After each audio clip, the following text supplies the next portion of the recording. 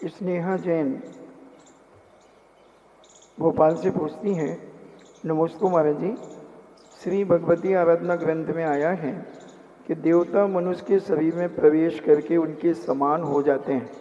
ऐसे में मनुष्य और देवताओं को किस प्रकार का कर्मबंध होता है? मनुष्य देवताओं में परकाय प्रवेश की शक्ति तो रहती है, लेकिन उन जैसा नहीं होता है। वो अपने जैसा करने का प्रयास करता है। लेकिन जिस ढंग से लोग आजकल ऊपरी बाधा की चर्चा करते हैं, ये ऊपरी बाधाएं नहीं है। वो अलौकिक कार्य करेगा। तुम उसको कमरे में बंद कर देना, यदि उसके अंदर देवता प्रवेश कर गया है तो आपका ताला लगा रह जाएगा, वो बाहर आ जाएगा। वो तुम्हें उठाकर आकाश में ले जाएगा बिना आधार के। ये है आज जो हु हा हु करते हैं, ये सब नाटक है, सब नाटक है। दो थोड़ी सी बातें तुम बता देते हैं। कहीं तुम किसी को ऊपरी बाधा हो ना, तो किसी किनारे ले जाना, थोड़ा सा गिरने का स्थान हो, और थोड़ा सा यूं धक्का दे देना, गिर नहीं पाए, सावधान रहना। हाँ, नहीं तो तुम बेचारे के धांत पर तोड़ दो। हाँ, थोड़ा यदि वो यूं समझ जाए, एक झापड़ मारना, उसको कोई ऊपरी बाधा है ही नहीं।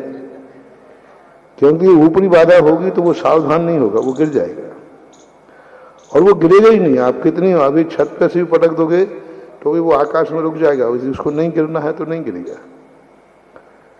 अनायास यदि कभी कोई ऐसा हो तो थोड़ा सा आंख से यूं कर देना, हाथ आंख झपक जाए तो समझ लेना उसको कोई ऊपरी बाधा नहीं है। ऊपरी बाधा के सिस्टम है, परकाय प्रवेश के सिस्टम है, शास्त्रों में आता है।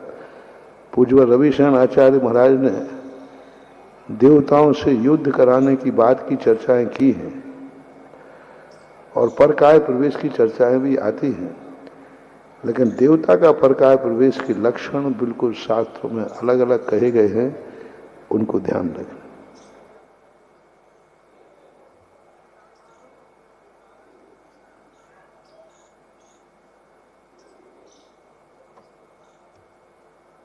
संयम जैन सागर से पूछते हैं, नमस्ते महाराज जी, श्री भगवती आराधना ग्रंथ में रत्नत्रय और प्रायश्चित को प्रवचन कहा है, किस प्रकार क्यों कहा है?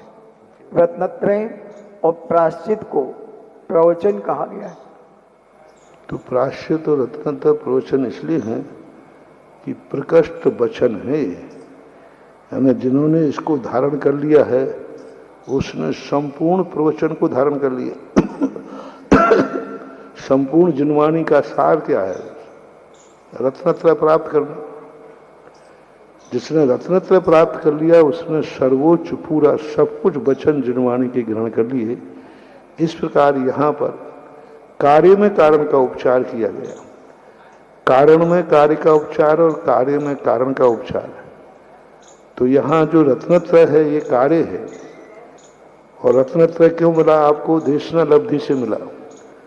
तो कार्य में कारण का उपचार करने से ऐसे कथन देखने में आते हैं। जिज्ञासा समाज